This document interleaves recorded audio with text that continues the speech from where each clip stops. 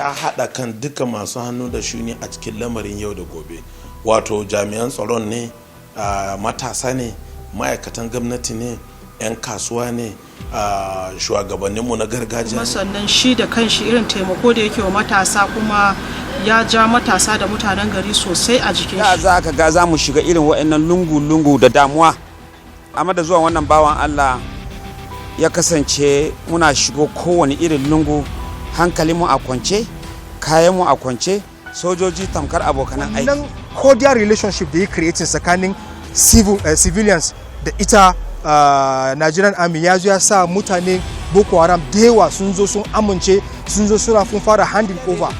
An san cewa abokin 'yan jarida ya tafi, ba mu san wanne za mu gani ba, saboda irin yadda yake ma'amalantar 'yan jarida kai ka ce ba wani janar na soja ba, a yi wasa, a yi dariya, a kashe, a yi waye. Kwanakin baya an samu thousands of Boko Haram, repentant Boko Haram sun dawo cikinmu, alhamdulillah.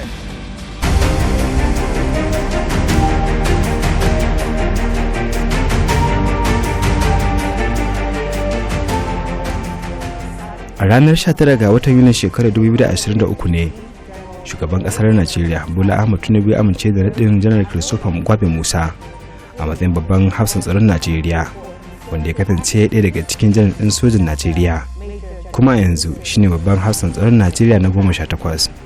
Sabon hafsan tsaron Najeriya kafin wannan naɗin nashi dai a matsayin babban hafsan tsaron ya taɓa riƙe kwamandar rundunar operation haɗin kai wadda ke da cibiya a Maiduguri, babban birnin jihar Borno, yankin shi arewa maso gabashin Najeriya, inda ya jagoranci sojoji wajen samun nasarorin yaƙi da ayyukan ta'addancin ƙungiyar Boko Haram da mata masu tsaron ra'ayin Islama ta ISWAP. A wannan yankin na arewa maso gabashin Najeriya dai, da a baya za a iya cewa ya kasance wata cibiyar da ƙungiyoyin ISWAP da na Boko Haram ke cin karensu babu babbaka har zuwa yankin tafkin Chadi. Tun bayan kasancewar sa kwamandan rundunar ta operation haɗin kai dai ta sojojin Najeriya da ke Maiduguri, dakarun rundunar sojin ke kai farmaki kan kungiyoyin 'yan ta'addan guda biyu, inda 'yan ta'addan da dama ne dai suka tsere sakamakon matsin lambar da suke fuskanta daga dakarun sojin Najeriya. Sakamakon wannan kokarin nasa a yankin arewa maso gabas, 'yan ta'adda sun daina samun mafaka a yankin, da hakan ya taimaka matuƙa wajen dawo da martabarsa, wanda a baya ya kasance wata cibiya ta bunƙasa harkokin tattalin arziki ba ga 'yan Najeriya kaɗai ba har ma da ƙasashen da ke makwabtaka da jihar Borno. Da wannan ne dai muke tambihi kan irin gudunmuwar da Janar Christopher Musa ya bayar a lokacin da yake jagorantar rundunar operation haɗin kai. Sanin kowa ne dai ya taka muhimmiyar rawa a zaman sa na yankin na ɗan wani lokaci. Shi tsohon tiyata komanda General CG Musa gaskiya ya yi rawan gani wajen a yakin nan da ake ciki, wannan fitinan da ake ciki, ga cewa an cimma nasara kuma fitinan nan ta wuce. Na farko ya kira ya haɗa kan duka masu hannu da shuni a cikin lamarin yau da gobe, wato jami'an tsaron ne, matasa ne, ma'aikatan gwamnati ne, 'yan kasuwa ne, shugabanninmu na gargajiya ne, malaman addini ne, duka ya tattaro da har ta 'yan jarida bai bari a baya ba, ya tattaro su gaba daya, yana so kowa ya kawo shawararsa. Duba da irin tarihin nasarori da aka cimma zuwa yanzu, inda akalla 'yan ta'addar kungiyar Boko Haram da ISWAP fiye da 100 da iyalansu ne suka mika wuya ga sojojin operation haɗin kai da ke yankin arewa maso gabashin Najeriya daga watan Satumban shekarar 2021 zuwa Mayu na wannan shekarar. Wannan gagarumin nasara ko shakka babu ta samu ne sakamakon zafafa kai hare-hare da sojoji ke kaiwa a yankin a daidai lokacin da Janar Musa yake rike da mukamin kwamandan rundunar sojin a yankin. Shin ko waɗannan irin matakai ne Janar Christopher ya bi wajen cin masu? CG Musa mutum ne ɗaya tamkar da dubu. Gaskiya an samu nasarori sosai a arewa maso gabas. Kaga shine ya kawo na farko, na tuna da waɗannan mayakan suka fara tuba, suna yadda bindigoginsu suna zuwa su fita su ce sun tuba su mika kansu. Sun dawo cikin gari kuma an tallafa musu, an koya musu sana'a, yanzu wasu sun dawo cikin gari ana zama da su lafiya. Wannan cordial relationship da ya creating tsakanin civilians da ita Nigerian Army ya zo ya sa mutane Boko Haram da yawa sun zo sun amince, sun zo suna fara handing over, ko ba haka ba. Kwanakin baya an samu thousands of Boko Haram, repentant Boko Haram sun dawo cikinmu, alhamdulillah. So wayannan abubuwan ne su abubuwa ne wanda ba za ka taba overruling ba. Wayannan abubuwan ne wanda yasa yau alhamdulillah Borno ta samu an fara samun ire-iren zamantakewa da ake da shi yau alhamdulillah. Kuma ni abin da ma yake ban mamaki din shi in yazo yana abin baya nuna kansa soja, zai so ko daidai kai matsayinka zai sauko sannan ya saurare ka tukuna sai ya doki shawarorinka. Wato kaman shi aboki ne kawai na kowa. Zaka gan shi in ya sa kaki na soja shine zaka gane akan cewa shi soja, amma in ya shiga cikinka to wallahi tamkar ɗaya daga cikinku ne. Yana da wani abin da ake ce public relation a turance. Public relation nashi da mutane, kyawun mu'amala nashi da mutane ba za ka iya ka kwantata ba nasu, amma alhamdulillah ya zo ya creating wannan rapport tsakanin Nigerian Army da ita civilian. Idan ka duba wannan rapport din ne ya fara kawo haɗin kai da intelligence reporting. Wasu abubuwan da ita soja bata samu a da ba, wannan abun ya zo ya sa mutane sun fara samun confidence, karfin gwiwa su yi approaching sojojinmu su gaya musu abubuwa ɗaya biyu akan yadda za a shawo kan wannan al'amarin. Duk yana ɗaya daga cikin irin ƙoƙari da faɗakarwa da yake yi har mutane suka gane cewa soja ma ɗan uwa ne. Yana da kuma haƙuri, yana iya rike alkawarin jama'a, kuma ofis nashi gabaki ɗaya ya buɗe mana a kodayaushe. Mukan kai koke-kokenmu, mukan zauna da shi mu tattauna, ya gaya mana yadda za a yi, kuma sannan abun a aikace shi daidai. Gaskiya matuka ya yi kokari ya ga cewa an samu sauki a cikin wannan yakin da ake, kuma shi ya yi amfani da fasahan ba fito mu yaki ko in yaki tsarnoke ko mu yi kashe-kashe, a ya yi amfani da ilimin siyasa wanda ake ce masa a turance non-kinetic process ya bi. So kaga da ya bi wannan abun ya taimaka har ga yau aka samu zaman lafiya. Gaskiya ya yi rawan gani a cikin yadda aka samu wannan abun.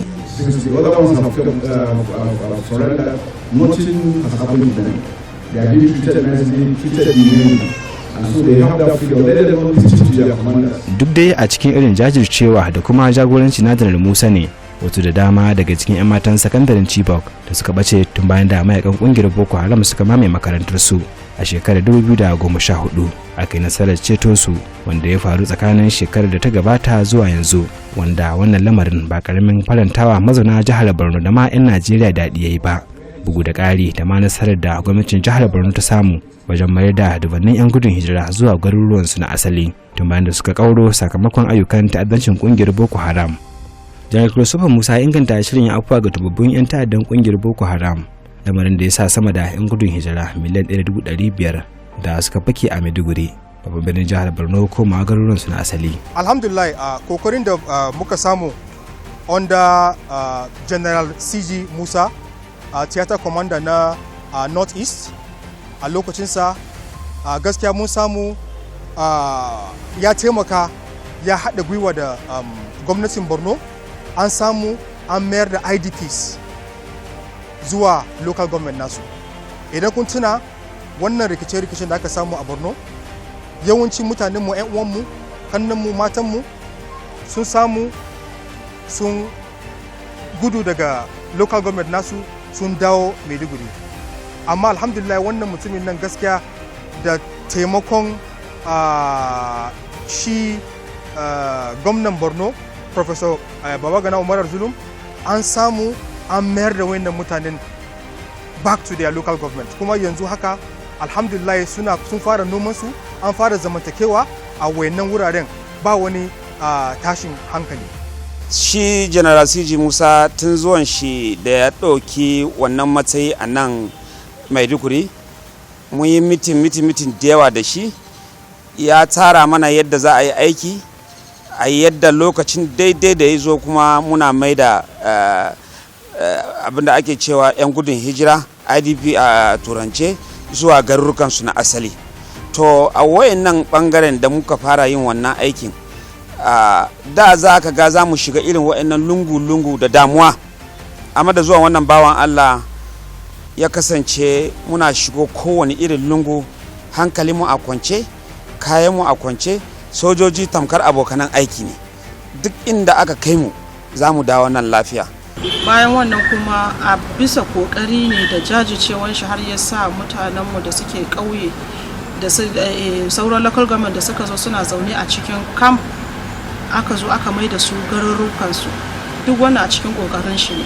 To a gaskiya a ɓangaren agajin gaggawa ta jihar Borno ba mu samu damuwa na wajen gudanar da ayyukanmu a wuraren da ake cewa deep field operation, wato mana wurare ne wanda sun yi nisa ma da jama'a, amma da taimakon Allah da taimakon waɗannan sojoji a karkashin shi General CG Musa a wannan lokacin ba mu samu matsala ba, nasara kawai muke ta samu.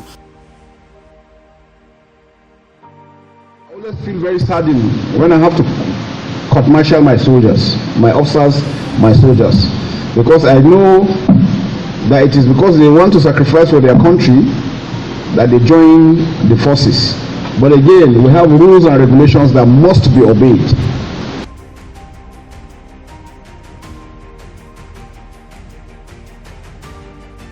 Duk da lokacin da Janar Christopher Musa ke jagorantar ragamar operation haɗin kai ne, kwamandojin sojan da ke karkashinsa da ma haɗin gwiwar rundunar haɗin gwiwa ta ƙasa da ƙasa da ma ƙungiyar sa kai ta civilian GTF sun yi nasarar kwato wasu manyan bindigogi da kuma muggan makamai harsashi daga masu tayar da ƙayar baya tsakanin watan Yunin shekarar 2021 zuwa tsakiyar shekarar 2023. Haka kuma duk a lokacin ne aka yi nasarar buɗe hanyoyin gwamnatin tarayya a jihar Borno da a baya aka rufe su saboda rashin tsaro a yankunan su, tare da kuma bayar da umarnin cire shingayen binciken ababen hawa da ake yi a daukacin shirin arewa maso gabas ta yadda za a inganta harkokin tattalin arziki a yankin tare da rage wahalhalun da matafiya ke fuskanta akan manyan hanyoyin yankin.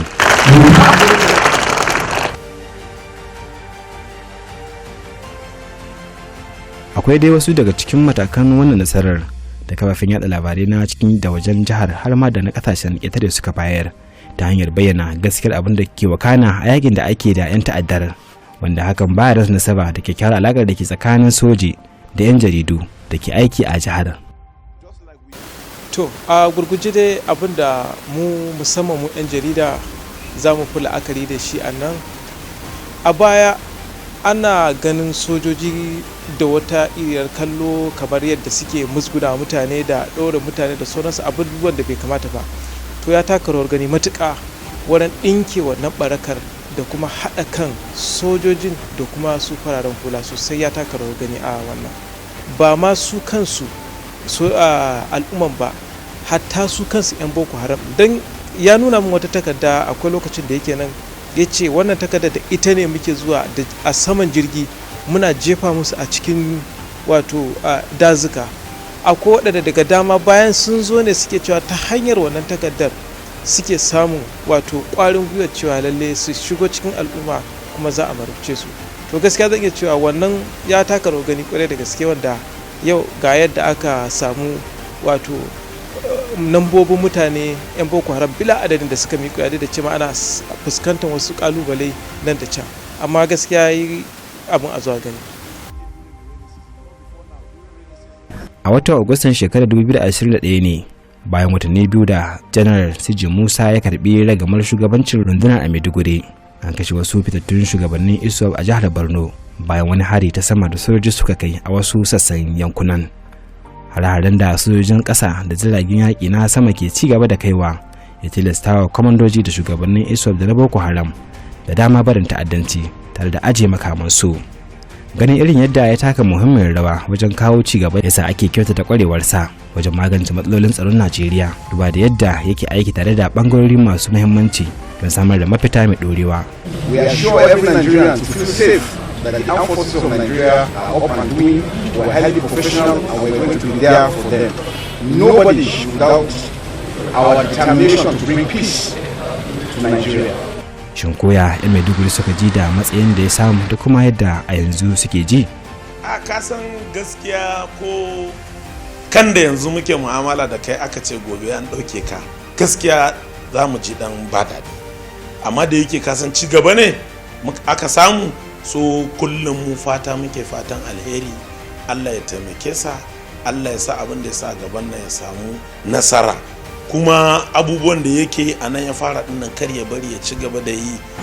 Shi yasa da ya tashi tafiya gaskiya mun ji shi a jikinmu kamar ba za mu sake samun wani mai kokari irin nashi ba. Dama ga duk wani wanda yake aiki da irin waɗannan jami'ai bariki ne, ka zo ne kuma wani ya tafi.